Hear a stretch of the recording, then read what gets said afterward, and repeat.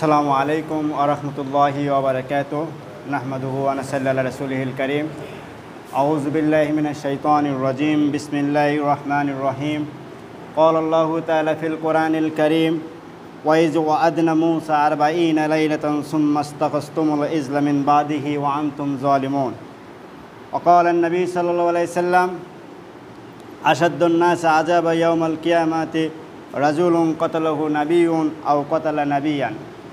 সমস্ত প্রশংসা সেই রব্বুল আলমিনের দরবারে, যে মহান রব্বুল আলমিন দীর্ঘ এক সপ্তাহ পর আমাদেরকে মসজিদে একত্রিত হওয়ার তৌফিক দান করেছেন। সেই রব্বুল আলমিনের দরবারে শুকরিয়া আদায় করি, সবাই বলে আলহামদুলিল্লাহ। দরুদ ও সালাম বর্ষিত হোক সেই প্রিয় রাসূলুল্লাহ সাল্লাল্লাহু আলাইহি সাল্লামের প্রতি, যেই রাসূলুল্লাহ সাল্লাল্লাহু আলাইহি সাল্লামের কারণে, যে মহামানবের কারণে আমরা ইসলাম পেয়েছি, কোরআন পেয়েছি, জান্নাতের সুসংবাদ পেয়েছি, জাহান্নাম থেকে মুক্তিরও সুসংবাদ পেয়েছি। সেই রাসূলুল্লাহ সাল্লাল্লাহু আলাইহি সাল্লামের প্রতি দরুদ ও সালাম পেশ করি, সবাই বলি সাল্লাল্লাহু আলাইহি ওয়াসাল্লাম। প্রিয় মুসল্লি, প্রিয় উপস্থিতি, আমি গত জুমাতে ইহুদি জাতির উপরে আলোচনা শুরু করছিলাম। গত জুমাতে ইহুদিদের দুশ্চরিত্র সম্পর্কে কিছু আলোচনা হয়েছিল। আমরা বর্তমান পৃথিবীতে ফিলিস্তিন সংক্রান্ত যে ব্যাপারগুলো দেখি, যে এই ইহুদিদের বিষয়গুলোই সামনে চলে আসে। কোরআন হাদিসেও এই বনি ইসরাইল তথা ইহুদিদেরকে নিয়ে অনেক কথাই বলা হয়েছে। আজকে তারই ধারাবাহিকতায় এই গত 4000 বছর ধরে ইহুদিরা যে এই জাতি যে বিভিন্ন মুসলিমদের বিরুদ্ধে, নবী রাসূলদের বিরুদ্ধে যে তারা যে ষড়যন্ত্র এবং চক্রান্তগুলো করছে, তারা এখন বর্তমানেও ফিলিস্তিন নিয়ে ষড়যন্ত্র এবং চক্রান্তে লিপ্ত। অর্থাৎ ইহুদি জাতি যুগে যুগে যে ষড়যন্ত্র এবং চক্রান্তগুলো করেছে, কোরআন এবং হাদিসে এসব ব্যাপারে আল্লাহ রাব্বুল আলামিন সেই বিষয়গুলো তুলে ধরেছেন। আজকে ইনশাআল্লাহ সামান্য কিছু সময় ইহুদিদের চক্রান্ত এবং ষড়যন্ত্র সম্পর্কে আলোচনা করা হবে ইনশাআল্লাহ। ইহুদি এমন একটা জাতি, পৃথিবীতে অসংখ্য জাতি আছে, যেমন বাঙালি জাতি একটা, তারপরে তুর্কি জাতি একটা, আরব জাতি একটা, তো এরকম বিভিন্ন জাতির মধ্যে ইহুদি জাতিও একটা, অর্থাৎ বনি ইসরাইল যাদেরকে বলা হয়। আল্লাহ রাব্বুল আলামিন পৃথিবীর কোনো জাতির ব্যাপারে এই কথা বলেননি যেটা তাদের সম্পর্কে বলা হয়েছে। আল্লাহ রাব্বুল আলামিন আল্লাহ নিজে তাদেরকে লাঞ্ছনার জীবন দিয়েছেন, অর্থাৎ এই জাতিটা লাঞ্ছিত এবং অভিশপ্ত জীবন অতিবাহিত করবে। অর্থাৎ পৃথিবীতে এই যে হাজার হাজার জাতি, শত শত জাতি অতীতে চলে গেছে, যাদের নাম আমরা জানি না, অনেক জাতি নিশ্চিহ্ন হয়ে গেছে। এখনও পৃথিবীতে বর্তমানে অসংখ্য জাতি আছে। তো কোনো জাতির ব্যাপারে আলাদা করে আল্লাহ রাব্বুল আলামিন এই কথা বলেনি, কিন্তু ইহুদিদের ব্যাপারে আল্লাহ রাব্বুল আলামিন বলছেন যে তারা অভিশপ্ত এবং লাঞ্ছিত। অর্থাৎ চক্রান্ত করা এবং ষড়যন্ত্র করাটা ইহুদি জাতির একদম রক্তে মাংসে মিশে আছে। এই কারণে এই জন্য আল্লাহ তাআলা কী করছেন, এদেরকে লাঞ্ছনা জীবন দিয়ে দিয়েছেন। অর্থাৎ এরা পৃথিবীতে যেখানেই থাকবে, এরা পৃথিবীর যেখানেই বসবাস করুক, যেখানেই চলে যাক, সেখানেই এরা লাঞ্ছিত এবং অভিশপ্ত জীবন অতিবাহিত করবে। পৃথিবীতে এরা যেখানেই যাক, সেখানে এরা লাঞ্ছিত এবং অভিশপ্ত জীবন পাবে। অর্থাৎ আমরা এটা কোরআনের এই সত্যতা পাই যে ইহুদি জাতি গত 2000 বছর ধরে যে ইউরোপে ছিল, পালিয়েছিল, অর্থাৎ ঈসা আলাইহিস সালাম যখন পৃথিবী থেকে যখন আসমানে আল্লাহ রাব্বুল আলামিন তাকে যখন তুলে নিলেন, তো এটা হবে সমসাময়িক 33-34 সালের দিকে। অর্থাৎ যখন আমরা যে আজকে 2025 সাল বলি, 2025 বছর আগে ঈসা আলাইহিস সালাম এসেছিল, মানে ঈসা আলাইহিস সালাম খ্রিস্টাব্দ 3 সালে এসেছিল। সেই হিসাবে আজ থেকে 2022 বছর আগে ঈসা আলাইহিস সালাম পৃথিবীতে এসেছিলেন। তো 33 বছর বয়স যখন হয়, তখন ঈসা আলাইহিস সালামকে আল্লাহ রাব্বুল আলামিন তুলে নিয়েছেন আসমানে। সেই হিসাবে 36 সালের দিকে ঈসা আলাইহিস সালাম আসমানে গেছে হিসাবে যেটা হয়। তো এরপরে আরও 36 বছর পরে 71 সালের দিকে, 70 অথবা 71, 72 এই সময়ের দিকে রোমান সম্রাট ছিল টাইটাস। এই টাইটাস জেরুজালেম দখল করছিল।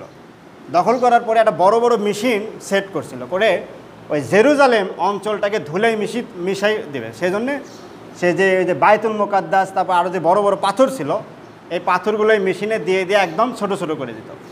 এবং ওই সময় ইহুদি যারা, অর্থাৎ বনি ইসরায়েল যারা, এরা কী করলো, ভূমধ্য সাগর পাড়ি দিয়ে কেউ ইউরোপে পালিয়ে গেল, কেউ এইদিকে আসলো ইরাক দিয়ে, কেউ আফ্রিকাতে চলে গেল। এখন দেখেন কোরআনের এই আয়াতটা যে আসলেই সত্য, তারা যে 2000 বছর ধরে তো পালিয়ে গেল, ইউরোপে তো গেল, তো ইউরোপের লোকেরা তো তাদেরকে তো একটা সম্মান দিয়ে রাখতে পারতো, যে এরা ওখান থেকে যাচ্ছে, ওদেরকে এখান থেকে তাড়িয়ে দেওয়া হয়েছে, এদেরকে সম্মান দিয়ে।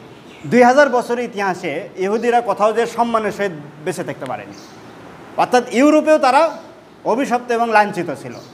মানুষ এমনিতেও তো একটা নির্যাতিত মানুষকে সম্মান দেয়, যে এই লোকটা বাড়িঘর ছেড়ে চলে যাচ্ছে, একে একটু ভালো মন্দ। কিন্তু ওইটাই এমন একটা জাতি যাদেরকে সম্রাট টাইটাস তো তাড়িয়ে দিলই, ওরা যে পালিয়ে গেল, তারপরেও ওদেরকে কোনো সম্মান নেই, ওখানেও লাঞ্ছিত জীবন। অর্থাৎ 2000 বছর ধরে তারা লাঞ্ছনার জীবন অতিবাহিত করছে। তো এই যে আল্লাহ রাব্বুল আলামিন কেন বলছেন তাদের জীবনটা অভিশপ্ত, কারণ ওরা যেখানেই যাবে, ওরা যতই নির্যাতিত হোক, ওরা যে পজিশনেই থাকুক, ওরা যদি গরিব হালতেও থাকে, ওরা যদি ধনীর হালতেও থাকে, সব সময় ওরা চক্রান্ত এবং ষড়যন্ত্র করবে। এটা হলো ইহুদিদের একটা চরিত্র। এই যে আল্লাহ রাব্বুল আলামিন তাদেরকে লাঞ্ছনার একটা জীবন চাপিয়ে দিলেন, 3000-4000 বছর ধরে একটা জাতি শুধু লাঞ্ছিতই হচ্ছে। কেন? আল্লাহ রাব্বুল আলামিন সেটাই বলছেন যে ওয়া দুরিবাতে আলাইহিমুজ জিল্লা ওয়াল মাসকানাত ওয়া বাউহু বিগদাবিম মিনাল্লাহি যালিকা বিআন্নাহুম কানু ইয়াকফুরুনা বিআয়াতিল্লাহি ওয়া ইয়াকতুলুনান নাবিয়্যিনা বিগাইরি হক।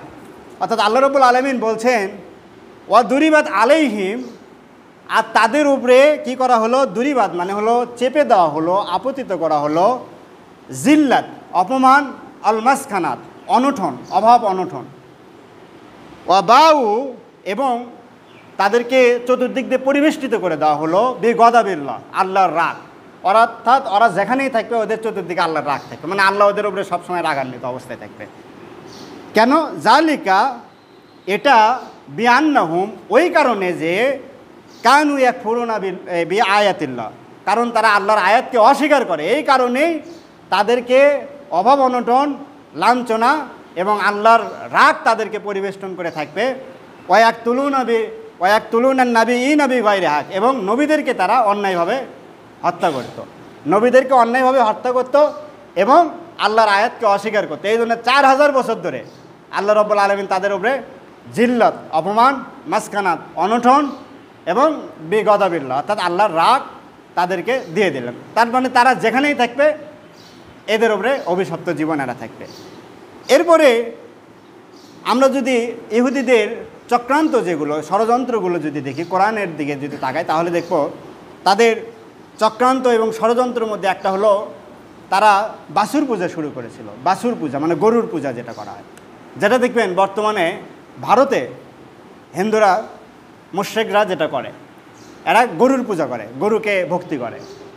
এটার উৎপত্তিটা কিন্তু ওই বনি ইসরায়েলের ওই ইহুদির ওখান থেকে এসেছিল। অর্থাৎ ঘটনাটা হলো যেটা আল্লাহ রাব্বুল আলামিন যেটা বলছেন যে ওয়াইজ ওয়াদনা মুসা আরবাইনা লাইলাত সুম্মাস্তাকাসতুমুল ইজলা মিন বাদিহি ওয়া আনতুম যালিমুন।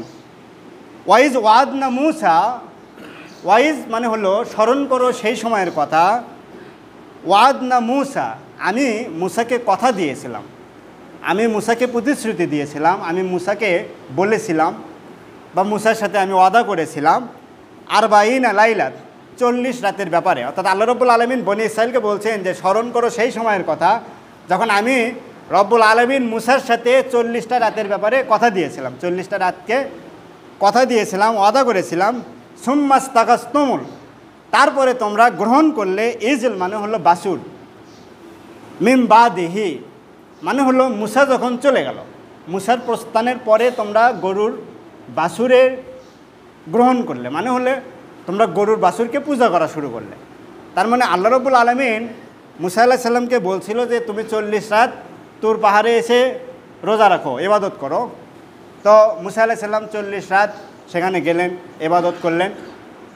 এর মধ্যেই তার ভাই ছিল হারুন আলাইহিস সালাম। তো হারুন আলাইহিস সালামকে দায়িত্ব দিয়ে গেলেন যে তুমি বনি ইসরাইলকে দেখো আমি তুর পাহাড়ে যেয়ে 40 দিন রোজা রেখে ইবাদত করে তাওরাত কিতাব দেবে আল্লাহ আমাকে, তাওরাত কিতাবটা নিয়ে আসে। এর মধ্যেই বনি ইসরাইলের সামিরি নামে একজন সে গরুর পূজা করলো, গরুর পূজা শুরু করে দিল। অর্থাৎ এখানে বিস্তর অনেক বড় আলোচনা যে সেখানে গরুটা কীভাবে একটা মূর্তির গরু কথা বলা শুরু করলো, তো অনেক বড় আলোচনা।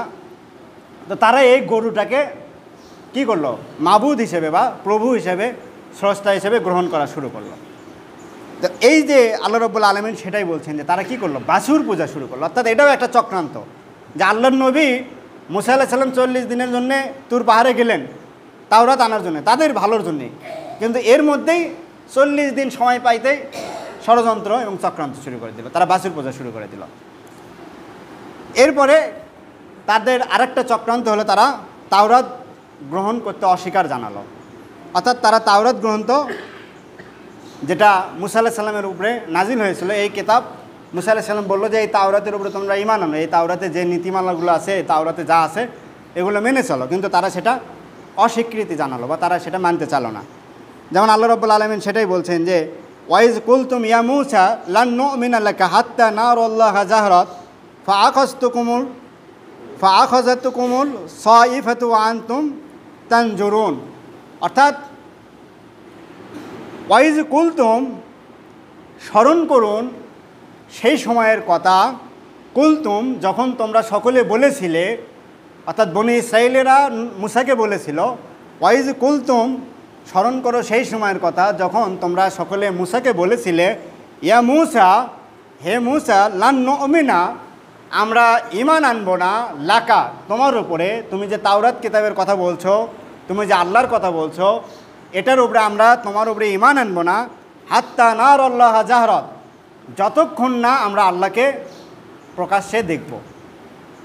হাত্তা নারাল্লাহ জাহরাত, অর্থাৎ মুসা আলাইহিস সালাম যখন বলল যে তাওরাত কিতাবের উপরে ঈমান আনো, এই তাওরাতের প্রতি তোমরা ঈমান আনয়ন করো, আমাকে নবী হিসেবে মানো, তখন বনি ইসরাইল কি বলল, লান নুমিনা লাকা হাত্তা নারাল্লাহা জাহরাত, যে আল্লাহকে যতক্ষণ আমরা প্রকাশ্যে দেখব ততক্ষণ পর্যন্ত তোমার উপরে আমরা ঈমান আনব না। ফাআখাযাতুকুম, অতএব তোমাদেরকে ঘিরে ধরল, এই কথা বলার ফলে তোমাদেরকে ঘিরে ধরল কি, সাইফাত, বজ্রপাত, ওয়া আনতুম তানজুরুন, যেটা তোমরা দেখেছিলে। অর্থাৎ এখানে অর্থটা হবে এরকম যে বজ্রপাত, এই কথা বলার পরে যে এমনভাবে বজ্রপাত হলো যে তোমরা শুধু চায়ে থেকে দেখলে, মানে তোমরা শুধু তাকিয়ে থেকে দেখলে, এছাড়া আর তোমাদের কিছু করার উপায় ছিল না, কেবল শুধু তাকিয়ে দেখা ছাড়া। মানে তারা যে নবীকে বলল যে আমরা আল্লাহকে দেখতে চাই প্রকাশ্যে, এই যে মানে এই যে একটা মানে আল্লাহর প্রতি একটা দেখালো, রাসূলকে যে মানতে চাইলো না, অর্থাৎ তাদের গর্ব দেখাচ্ছে যে না, আল্লাহকে না দেখা পর্যন্ত আমরা ঈমান আনবো না। তো এই কারণে আল্লাহ রাব্বুল আলামিন তাদের উপরে শাস্তি স্বরূপ সামান্য একটা বজ্রপাত দিয়েছিলেন। কিন্তু তারা শুধু ওটা দেখলো, কিন্তু এমনভাবে দেখলো যে কিছু করার ছিল না, না দৌড়াতে পারবে না, মানে এইরকম একটা অবস্থা যে শুধু চেয়ে থেকে দেখা ছাড়া তাদের আর কোনো উপায় ছিল না। তো এটা তাদের আর একটা চক্রান্ত ছিল। এরপরে আমরা যদি দেখি তাদের আরও একটা ষড়যন্ত্র মধ্যে একটা ছিল, তারা মান্না সালোয়া খাবার খেতে অস্বীকৃতি জানালো। পৃথিবীতে এই একটা জাতি যাদেরকে আল্লাহ রাব্বুল আলামিন বেহেশত থেকে খাবার পাঠাতো, পৃথিবীর আর কোনো জাতির ভাগ্যে এটা হয়নি যে সারাদিন আমি বসে থাকবো আর ফেরেশতারা খাবার নিয়ে এসে দেবে, খাবো, এই সুযোগ অন্য কোনো জাতির বেলায় নাই, শুধু তাদেরকেই দেওয়া হয়েছিল মান্না সালোয়া, যেটা আলেমরা বা তাফসির কারকগণ বলেন যেটা আসলে মান্না সালোয়া বলতে রুটি এবং গোস্ত, অর্থাৎ আমরা যে রুটি খাই বা গোস্ত, এই টাইপের খাবার ছিল। তো যেটা যাই হোক, তো এই মান্না সালোয়া একটা খাবার আসতো, তো এটাও তো কম ছিল না, রুটি গোস্ত বেহেশতের খাবার তো আর কম না, যে আসতো যার যে পরিমাণ খেত। তো এটা নিয়েও অনেক বিস্তর ইতিহাস, তারা সেটা খাবার সংরক্ষণ করা শুরু করছিল, এক সময় এসে তাদেরকে নিষেধ করা হয়েছিল, কিন্তু তারপরেও তারা এগুলো করে যেত। তো আল্লাহ রাব্বুল আলামিন সেটাই বলছেন যে ওয়া আনজালা আলাইকুমুল মান্না ওয়াস সালওয়া কুলু মিন তাইয়্যিবাতি মা রাযাকনাকুম, ওয়ানজালনা আলাইকুম, আর আমি তাদের উপরে নাজিল করলাম মান্না ওয়া সালওয়া, মান্না এবং সালোয়া খাবার, কুলু মিন তয়্যিবাত, এই পবিত্র খাবার হতে তোমরা খাও, মা রাযাকনাকুম, যা তোমাদেরকে আমি দিয়েছি। অর্থাৎ যে মান্না সালোয়া খাবার দিচ্ছি এটা তো বেহেশতের খাবার, এটা তো পবিত্র খাবার, তোমরা এখান থেকে খাও, তোমাদের যা যা প্রয়োজন খেয়ে নাও। এখন তারা কি করলো, এই খাবারটা অস্বীকৃতি জানালো কীভাবে, সেটাও আল্লাহ রাব্বুল আলামিন তুলে ধরছেন যে ওয়াইজ কুলতুম ইয়া মূসা লান নাসবিরা আলা তুআমি ওয়াহিদ ফাদউ লানা রাব্বাকা ইখরিজ লানা মিম্মা তুনবিতাল আরদু মিন বাকলিহা ওয়া কিসাইহা ওয়া ফুমিহা ওয়া আদাসিহা ওয়া বাসালিহা। অর্থাৎ আল্লাহ রাব্বুল আলামিন তাদের এই কথাটাও তুলে ধরছেন। তারা কি বলল, ওয়াইজ কুলতুম, স্মরণ করো সেই সময়ের কথা যখন বনি ইসরায়েলের লোকেরা বলল, ইয়া মূসা, হে মূসা, লান নুসবিরা, আমরা ধৈর্য ধারণ করতে পারতেছি না, আমরা কি করতে পারতেছি না, ধৈর্য ধারণ করতে পারতেছি না, আলা তুআমি ওয়াহিদ, ওয়াহিদ মানে হলো এক, এই একই ধরনের খাবারের উপরে আমরা ধৈর্য ধারণ করতে পারতেছি না। অর্থাৎ তাদেরকে যে প্রতিদিন নিয়ম করে যে খাবারগুলো বেহেশত থেকে এসে দেওয়া হলো, তারা মূসাকে বলছে যে লান নুসবিরা আলা তুআমি ওয়াহিদ, এই যে একই ধরনের খাবার আসতেছে এটার উপরে আমরা ধৈর্য ধারণ করতে পারতেছি না। তাহলে কি করতে হবে, ফাদউ লানা রব্বাকা, ফাদউ লানা রব্বাকা, আমাদের জন্যে তুমি কি করো, দোয়া করো, রব্বাকা, তোমার রবের নিকটে। দেখেন এখানেও বনি ইসরাইলদের একটা অহংকার প্রকাশ পাচ্ছে। তারা বলতে পারতো মূসা আলাইহিস সালামকে যে হে মূসা, আমরা এই খাবারের উপরে ধৈর্য ধারণ করতে পারতেছি না, এই খাবারটা অনেক বছর ধরে খাচ্ছি, আপনি আমাদের রবের কাছে এটা দোয়া করেন, এটা বলতে পারতো তো, আমাদের রবের কাছে, তাই বলতে পারতো না যে রব তো সবারই। তাহলে তারা তো বলতে পারতো যে মূসা আলাইহিস সালাম, আমরা এই খাবার খেয়ে অনেক বছর ধরে খাচ্ছি, একটু নতুন খাবার চাই বা খাবারের পরিবর্তন করেন, আল্লাহকে আপনি বলেন। কিন্তু দেখেন অহংকার, ফাদউ লানা রব্বাকা, তুমি তোমার রবের কাছে বলো। কেন, রব কি মূসার একার, ওদের না? তার মানে কোরআনের আয়াতেও আমরা বুঝতে পারতেছি তারা আসলে একটা অহংকারী জাতি ছিল। তারা মূসা আলাইহিস সালামকে সরাসরি বলতে পারতো যে ফাদউ লানা রব্বানা বা উদউ লানা রব্বানা, যে আমাদের জন্য আমাদের রবকে বলেন। তা না বলে কি বলতেছে, তুমি তোমার রবকে বলো, মানে তোমার রব আলাদা আর এদের রব আলাদা, মানে অহংকার। যে মূসা আলাইহিস সালামকে বলছে যে তুমি তোমার রবকে বলো যে আমাদের খাবার চেঞ্জ করে দিতে। এই যে একটা অহংকারী জাতি, আয়াতদের মধ্যেও বোঝা যায় যে আসলে তারা একটা অহংকারী জাতি ছিল। দোয়া করার সময় কেন সেই কথা বলতে হবে যে তোমার রবকে বলো, মানে এই কথার মধ্যেও তাদের ঔদ্ধত্য প্রকাশ পাচ্ছে। যে কি ফাদউ লানা রব্বাকা ইখরিজ লানা, আমাদের জন্য যেন তিনি বের করেন মিম্মা তুনবিতু, অর্থাৎ যা উৎপন্ন হয়, তুনবিতুল আরদ, জমিন যা উৎপন্ন করে সেখান থেকে তিনি যেন আমাদের জন্য বের করে নিয়ে আসেন কি মিন বাকলিহা, অর্থাৎ শাকসবজি, ওয়া কিসাইহা, শশা, ওয়া ফুমিহা, রসুন বা গম, ওয়া আদাসিহা, ডাল, ওয়া বাসালিহা, পেঁয়াজ। তার মানে হলো বনি ইসরাইল বলল যে আমরা এই মান্না সালোয়া খেতে চাই না, তুমি আল্লাহকে বলো তিনি যেন এই জমিন থেকে, জমিন যে উৎপন্ন করে এখান থেকে যেন তিনি পেঁয়াজ, শাক সবজি, ডাল, এই জাতীয় খাবার যেন আমরা যেন চাষাবাদ করব, এই জাতীয় খাবার যেন আমরা উৎপন্ন করতে পারি বা আমরা যেন এই জাতীয় খাবার খেতে পারি, এটার যেন ব্যবস্থা হয়। তো তারা আল্লাহ রাব্বুল আলামিনের কাছে এই দোয়াটা করল। এরপরে তাদের আরেকটা ষড়যন্ত্র ছিল, তারা শনিবারে মাছ শিকার করত। আল্লাহ রাব্বুল আলামিন তাদেরকে শনিবারে একটা ইবাদতের দিন হিসেবে দিয়েছিল যে তোমরা শনিবারে ইবাদত করবে, এই দিনে কোনো কাজ করা যাবে না, মাছ ধরা যাবে না। তো এটা অনেক বছর ধরে এটা চলতো। তো কিন্তু তারা এই বনি ইসরাইল এটা শনিবারে মাছ ধরার ঘটনাটা হলো দাউদ আলাইহিস সালামের সময় এসে। দাউদ আলাইহিস সালামও বনি ইসরাইলেরই একজন নবী, তার প্রতি জাবুর কেতাব নাজিল হয়েছিল। তিনি শনিবারে তারকে আল্লাহ রাব্বুল আলামিন অনেক সুন্দর একটা কণ্ঠ দিয়েছিলেন। তো তিনি শনিবারে তার কণ্ঠ তো সুন্দর ছিল, তিনি যখন তেলাওয়াত করতেন, জাবুর কেতাব যখন তেলাওয়াত করতেন, তখন সমুদ্রের মাছ ওই সাইটে আসতো, পুকুরের মাছগুলো সাইটে এসে তার তেলাওয়াত শুনতো। তো আল্লাহ রাব্বুল আলামিন মাছদেরও একটা ব্যবস্থা করে দিলেন যে ঠিক আছে তোমরা সমুদ্রের সাইটে আসো, এসে দাউদের কণ্ঠে তোমরা জাবুর শোনো। কিন্তু বনি ইসরাইল চিন্তা করলো যে বাকি 6 দিন মাছ ধরতে গেলে অনেক কষ্ট হয়, মাছ জাল দেওয়ার পরেও মাছ আসে না, কিন্তু এই দিনটা মাছ সব কাছে আসে, জাল ফালাতে দেরি হবে, মাছ আসতে দেরি হবে না।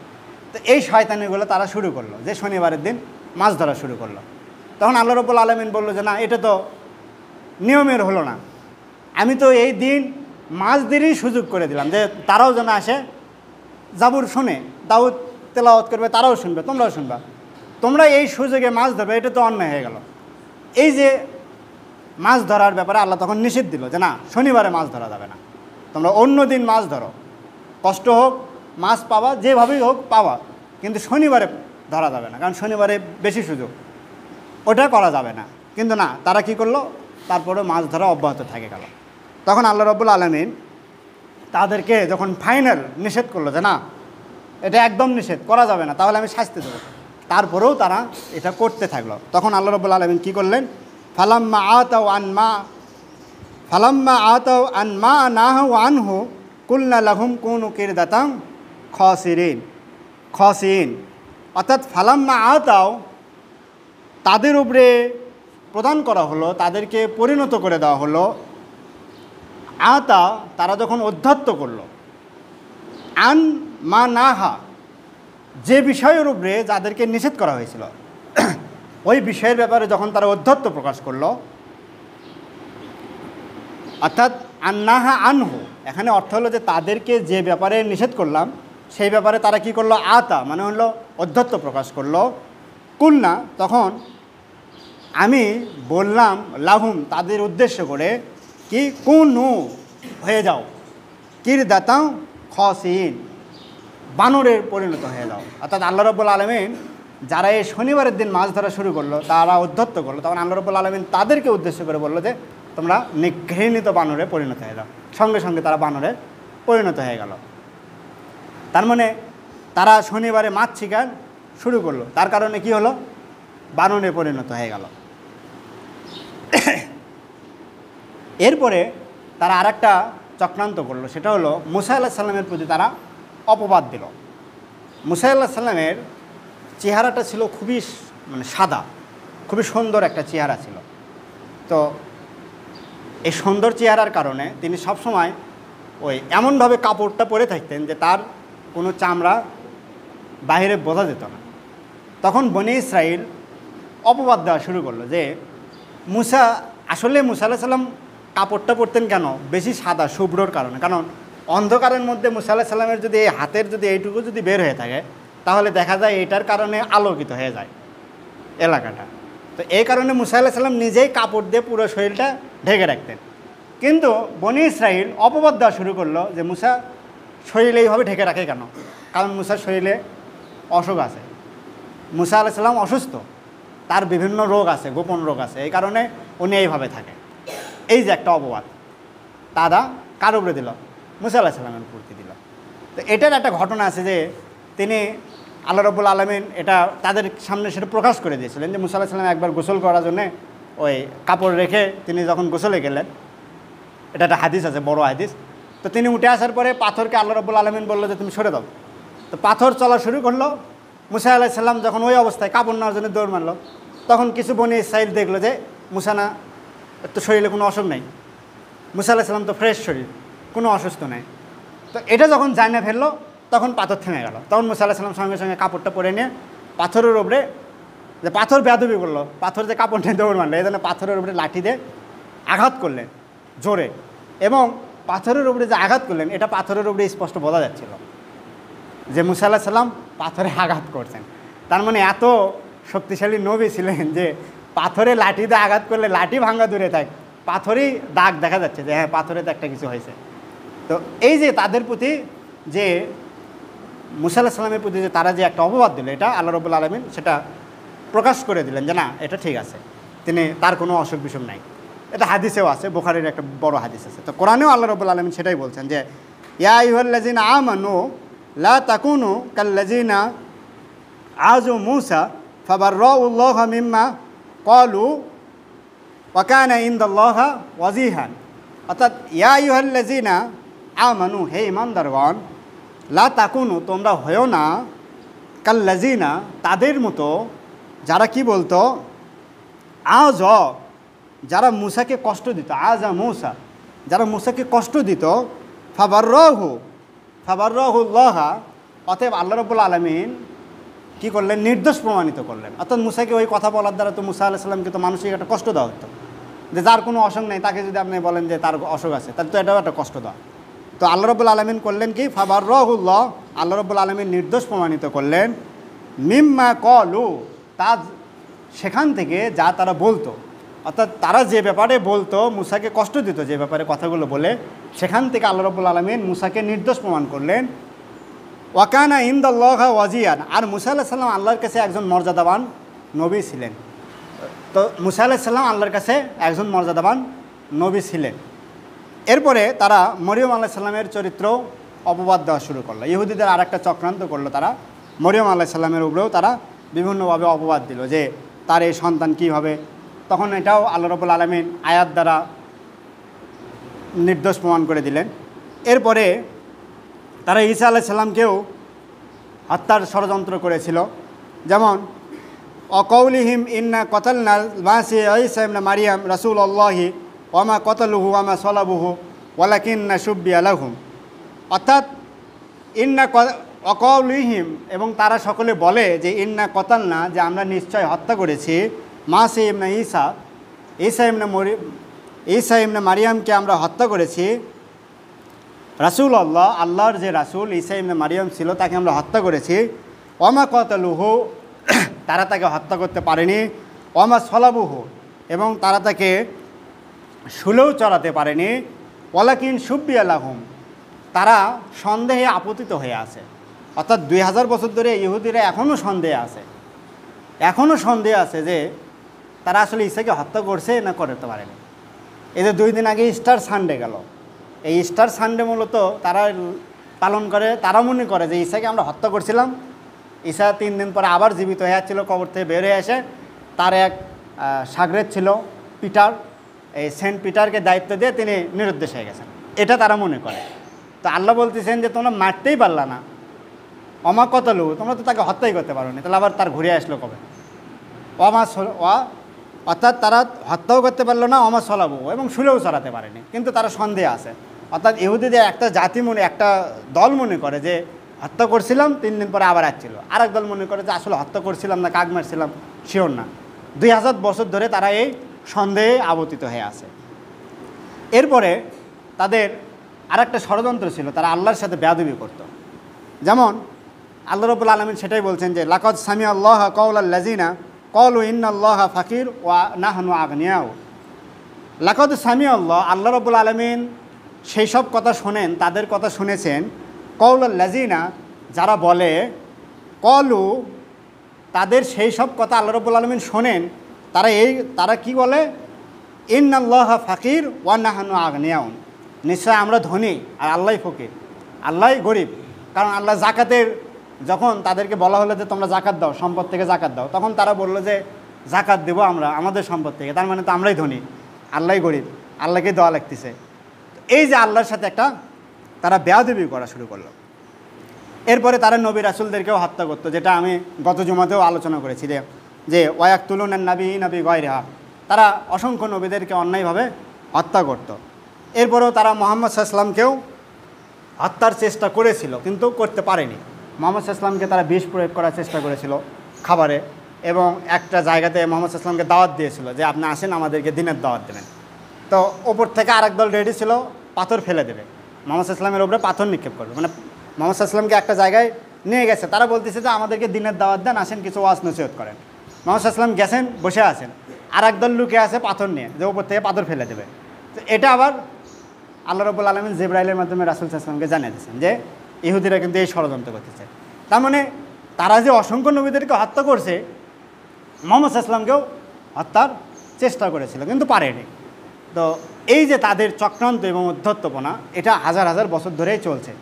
তো আল্লাহ রাব্বুল আলামিন আমাদেরকে তাদের এই চক্রান্ত ষড়যন্ত্র থেকে রক্ষা করুন, এবং ইহুদি মুশরিক সহ সকল বাতিল এবং সকল গোমরাহ জাতিদের উপরে আল্লাহ রাব্বুল আলামিন আমাদেরকে বিজয় দান করুন। আমিন।